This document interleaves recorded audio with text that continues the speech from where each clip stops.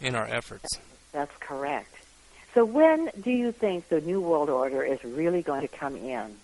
Well, I already think the New World Order has come in and has been strong for several centuries, but as far as world government through the United Nations, I think it's going to take an attack on Iran or a false flag terrorist event like 9/11 or the bombing of the Lower Ninth Ward in New Orleans.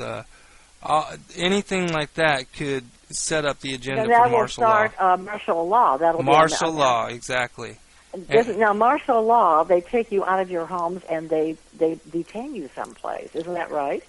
Well, they won't be taking people at first. What they're going to do is once they establish martial law, they're going to have those people that have not prepared for these times, that don't have any food, water, precious metals, firearms, or anything set aside to protect themselves and to care for their families in these times that are coming.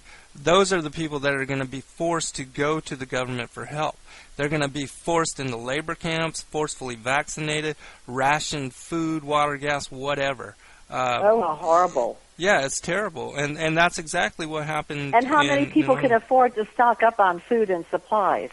Right now, I can. Not many. No, nobody can right now.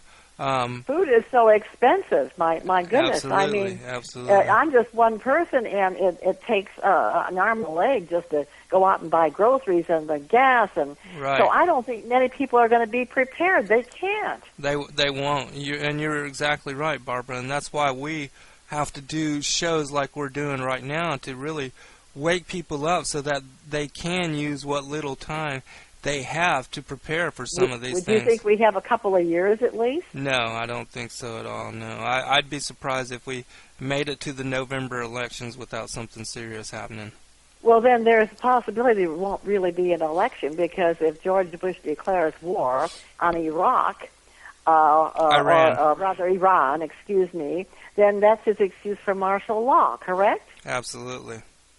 Well, it's frightening. Let's just hope that the man goes to sleep and doesn't wake up. Yeah. It's a terrible thing to say. Well, only the Lord can judge, and everything is for the glory of God and all things, even though they seem evil or they seem crazy. All things are, meant to be the way they are. Everything is following a plan and agenda, and 100% of the Bible will be revealed and will be fulfilled. Do you think that we will have an election in November? Do you think we really will? I hope so, Barbara. I really do. I hope so too. But I have to tell you, just even in an email that I just recently got, just a couple minutes ago, it says that, and this is from a report by Sorsha Fall, who's an intelligence person from Russia, and in this article it says Kuwait goes on war alert as massive U.S. armada heads for Iran. And so I'm going to have to read this and then get back with people on it. But it says right here, the Jerusalem Post is also reporting that there are 2 U.S. naval battle groups operating in the Gulf. One is an aircraft carrier group led by the USS Abraham Lincoln, which carries some 65 fighter aircraft. The other group is headed by the USS Pilelio, which maintains a variety of planes and strike helicopters. Russian military analysts report that with the addition of these new U.S. battle groups, the American forces now have arrayed against the Iranian nation one of the largest naval armadas assembled by the West since World War II. That would tell me that they're getting ready to attack. Exactly. Yes. And I believe it's in George Bush's heart and Dick Cheney's heart to attack Iran before they leave office. Definitely. Well, they could, if they do that, they, what is it, that they had the Emergency War Powers Act? It was established by Roosevelt back around, the Second World War? Mm-hmm. And they never lifted it. Right, So, because they never lifted the Emergency War Powers Act, that means that nobody has any rights in court. Now I know I always lost when I went into court, when I was right. Right. Court's not about justice. It's about protecting the power elite.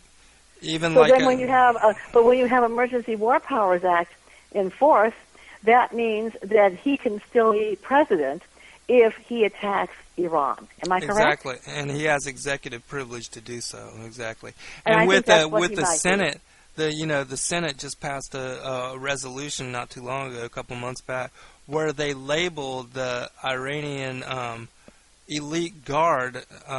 They labeled them a terrorist group, and designated them as a terrorist element, giving Bush the authority and the power to do military maneuvers and operations against them.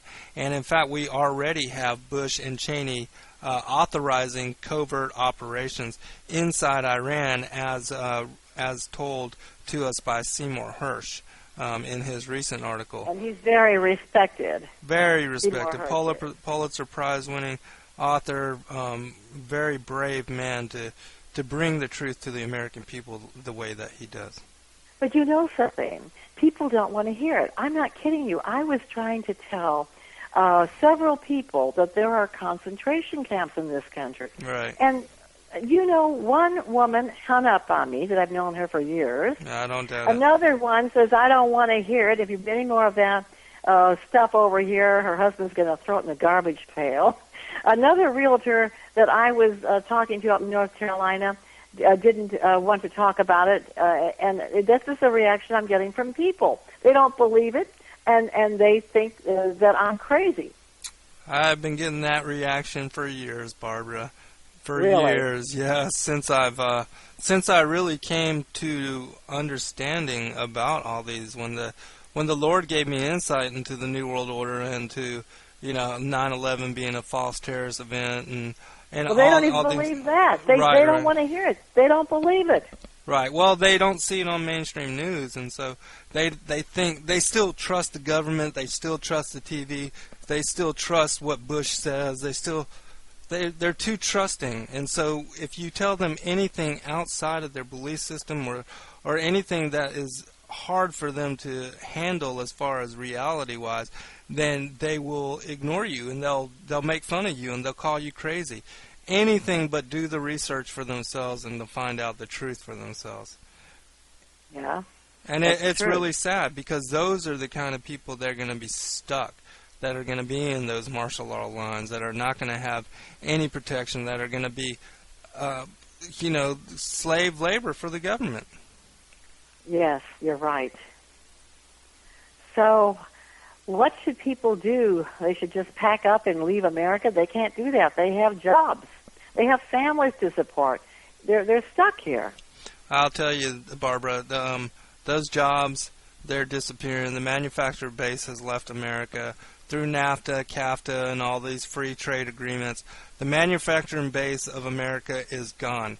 There's no jobs available that are not service slave jobs. Really, the middle class has been decimated. Pensions, 401ks, all that's not even existing here in this country anymore.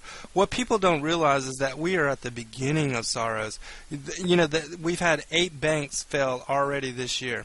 And I was just told last night by a woman that I know in Texas that in San Antonio, Texas, the Toyota plant has a whole cars, trucks just sitting there, a sea of them that they can't even sell. And she told me that in the next 6 months, GM is going to close down as well as Ford. I believe so. Yeah, I think they're bankrupt and they're gonna fold.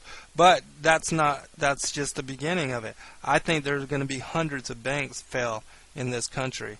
And once all those banks start failing, then people are going to realize that the money that they thought they had deposited in these various banks and accounts and 401ks and the Wall Street and all, it's non-existent. The capital doesn't exist. All the banks are broke. You mean that they can't get their 401ks, No. like my friend? No, they won't get it. They won't get it. They will. Those are just numbers on a computer. The capital does not exist. There's no funding in the banks to back all the deposits that have been made. And the one bank that failed, the one bank in California, the IndyMac Bank, that one bank wiped out 10 to 20% of FDIC insured loans. So if you have 100 banks fail, eventually there's not going to be any FDIC insurance. They won't be able to pay your money.